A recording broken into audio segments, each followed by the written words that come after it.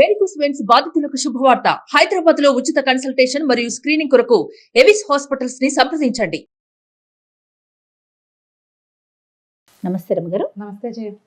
రమగారు, ఏదైనా కొత్త పని ప్రారంభించే ముందు మనం ఏ విధంగా సిద్ధంగా ఉండాలి, అలాగే మనతో పాటు దైవ బలం కూడా ఉండాలి కదా.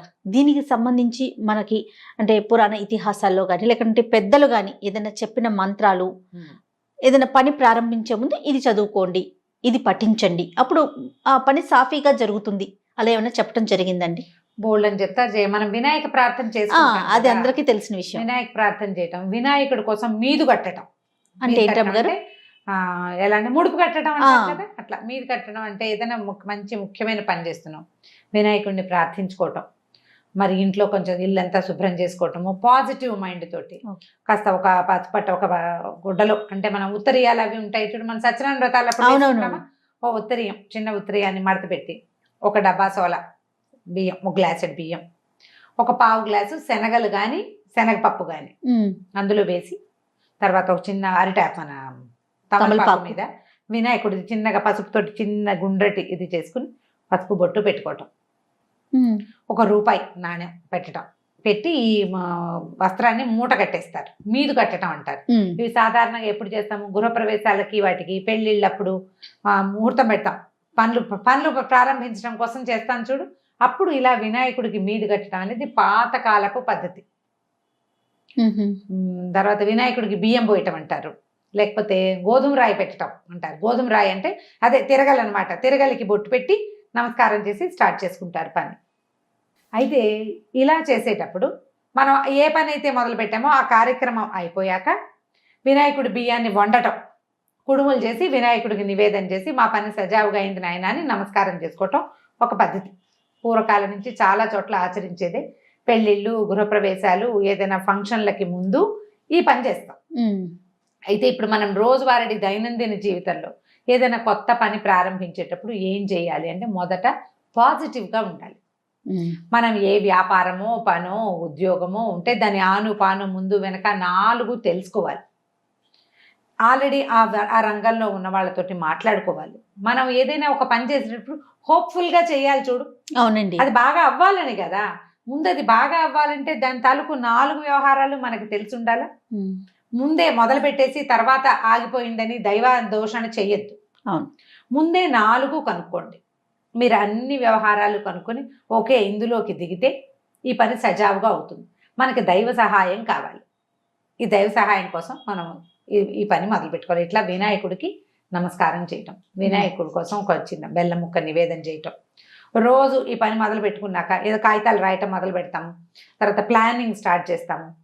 ఈ ప్లాన్ సరిగ్గా అవ్వాలన్నా కూడా మీరు వినాయకుడి కోసమే ప్రత్యేకంగా దీపము, వినాయకుడికి ఒక చిన్న బెల్లం ముక్క నివేదన చేయటము అలవాటు చేసుకోండి. ఈ గణపతి విగ్రహాలు మనకి చిట్టివి పెద్ద పెద్దవి బోల్డ్ అని కానీ దొరుకుతాయి, ఎన్ని రకాలు. ఒక గణపతి ప్రతిమని ఉంచుకోవటం, రోజు ఆ గణపతి ప్రతిమని శుభ్రం చేయటం మనం ఒక ప్లానింగ్ మొదలు పెట్టంగానే చేయాల్సిన పని అనమాట. శుక్లాంబరధరం విష్ణు శశివర్ణం చతుర్భుజం ప్రసన్నవదనం ధ్యాయేత్ సర్వవిఘ్నోపశాంతయే. ఈ శ్లోకం చెప్పుకుంటాం. ఇంకా మీకు మంచి శ్లోకాలు వస్తే 4-5 శ్లోకాలు చెప్పుకోండి, పద్యాలు కూడా. మీ గణేష్ పంచరత్నాలు లాంటివి చెప్పుకోవటం. గణపతికి చక్కగా పసుపు పెట్టి దాని మీద కాస్త ఆయనకు బొట్టు పెట్టడం. ఈ 2 శ్లోకాలు చెప్పుకుని ఒక దీపారాధన చేసి ఒక చిన్న బెల్లం ముక్కని గణపతికి నివేదన చేయండి. దీనివల్ల మనం ప్రారంభించిన పని సజావుగా ముందుకెళ్తుంది. మీరు ప్రయాణించేటప్పుడు మీ హ్యాండ్ బ్యాగ్లో కానీ మీ బ్యాగ్లో కానీ వస్తువులు ఎక్కడికైనా సూట్ కేసు పట్టుకెళ్ళేటప్పుడు ఒక గణపతి ప్రతిమని షోపీస్ లాంటివి కూడా దొరుకుతున్నాయి. పేపర్ వెయిట్ లాగా కూడా గణపతి ప్రతిమలు దొరుకుతున్నాయి. వారిని నీతో పాటు తీసుకెళ్ళటం అలవాటు చేసుకోండి. ఆ గణపతి మనతో ఉన్నాడన్న భావన మనకి ధైర్యాన్ని ఇస్తుంది. ఇలా షోపీస్గా మనతో పట్టుకెళ్తున్నటువంటి గణపతికి మనం పూజా విధానము అవి చేయము, కానీ ఆ స్వరూపం మనకి కనపడుతూ ఉంటుంది. మనం వర్క్ చేసే టేబుల్ ఎదురుగుండా గణపతిని ఉంచుకోండి. అనుకున్న పని సజావుగా, ఒకవేళ ఏదైనా సమస్య వస్తే ఈ గణపతి నీకు తోడుంటాడు.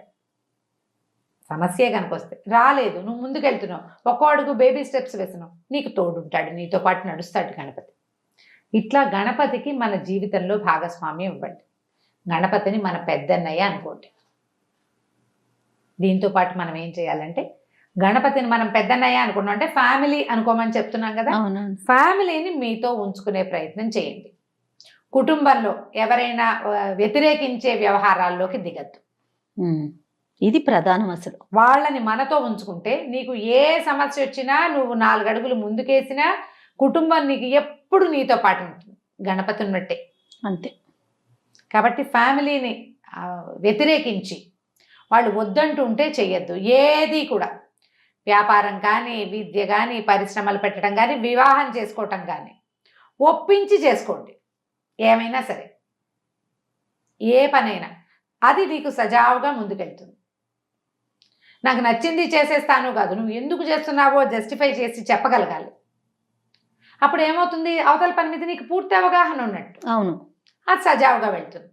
ఈ గణపతి ప్రార్థనని అలవాటు చేసుకోండి. ఓకే. విద్యార్థులకి, పిల్లలకి చిన్నప్పటి నుంచి కనుక నేర్పిస్తే పెద్దయ్యాక కూడా ఇప్పుడు దీన్ని దైవ సహాయంగానే భావించద్దు. ఆర్థడాక్స్ థింగ్సో, ఇవి పాతకాలపు భావాలు, మూఢాచారాలు, భగవంతుడి మీదే డిపెండెన్సీయో కాదు. భగవంతుణ్ణి మనతో పాటు ఉంచుకోవడం, అదొక నమ్మకం కదండి. అంతే. ఒక పాజిటివ్ ఎనర్జీ, కరెక్ట్. దాన్ని మనతో పాటు ఉంచుకోండి. గణపతి ప్రార్థన బాగా రెగ్యులర్గా చేసే అలవాటు ఉంచుకోండి. విద్యార్థులతో పాటు వాళ్ళ టేబుల్ మీద గణపతి ఉండాలి. ఎక్కడికైనా ప్రయాణిస్తుంటే ఒక చిన్న గణపతి విగ్రహం వాళ్ళతో పాటు వెళ్ళాలి. తర్వాత ఇంకా వాళ్ళ భక్తి రకరకాల దారులకు వెళ్ళింది అనుకోండి, ఎవరిని మీద భక్తి ఉంటుందో వాళ్ళని వాళ్ళు తీసుకెళ్తారు. పెరిగి పెద్దయ్యాక. చిన్నతనం కనుక మనం ఇట్లా అలవాటు చేస్తే ఆ తోడుగా ఉండటం, ఎవరో ఒకళ్ళతోటి అట్లా ఉండటం, దానివల్ల ఏమవుతుందంటే తమకి గణపతి నిలబడ్డట్టుగానే వీళ్ళు ఇంకొకళ్ళకి ఆలంబనగా నిలబడ్డం వస్తుంది. అవునవును. తర్వాత రమగారు, తప్పు చేస్తే ఏదన్నా తెలిసి తెలియక చేసినా అమ్మో దేవుడున్నాడు శిక్షిస్తాడేమో అనే ఒక భయం కూడా చిన్నప్పటి నుంచే అలవరుతుందండి. దీనికి చిన్న కరెక్షన్ చెప్తాను. చెప్పండి. ఈయనకి నచ్చదేమో అని అనిపించాలి మనకి. దేవుడికి నచ్చదు, అమ్మో నేను ఇలా చేయకూడదు, దేవుడు మెచ్చని పని అని అనిపించాలి. దేవుడు శిక్షించి నిన్ను పడేయడు, పాడు చేయడు, కానీ చూస్తాడు. అది కరెక్ట్ అండి, మీరు చెప్పింది కరెక్ట్. మనం భగవంతుడు మనల్ని చూస్తున్నాడు, అతను మనతో పాటు ఉన్నాడు, ఆయన మెచ్చే పని చేయాలి కానీ నచ్చనిది చేయకూడదు అనే ప్రాక్టీస్ మన బ్రెయిన్కి మనం అలవాటు చేసేసేయాలి. పిల్లలకి నేర్పిస్తే క్రమంగా వాళ్ళు అది అలవాట్లో ఉంటారు. భగవంతుడు చెప్పుకోవటం, చేసిన పొరపాటు దాన్ని సరిదిద్దుకోవడం, మళ్ళీ చేయకపోవడం, అవన్నీ కూడా ప్రాక్టీస్ అవుతాయి. సో ఏ పని మొదలుపెట్టినా గణపతిని తొలిగా ఆరాధించాలి. ఆయన్ని మనతో పాటు ఉంచుకునేలాంటి ప్రవర్తనని మనం కలిగి ఉంటే మొదలుపెట్టిన పెద్ద పనైనా చిన్న పనైనా తప్పకుండా అవుతుంది. ఎందుకంటే ఈ పాజిటివ్ ఎనర్జీ మనతో పాటు ఉంటుంది కాబట్టి. రైట్. నమస్తే. నమస్తే.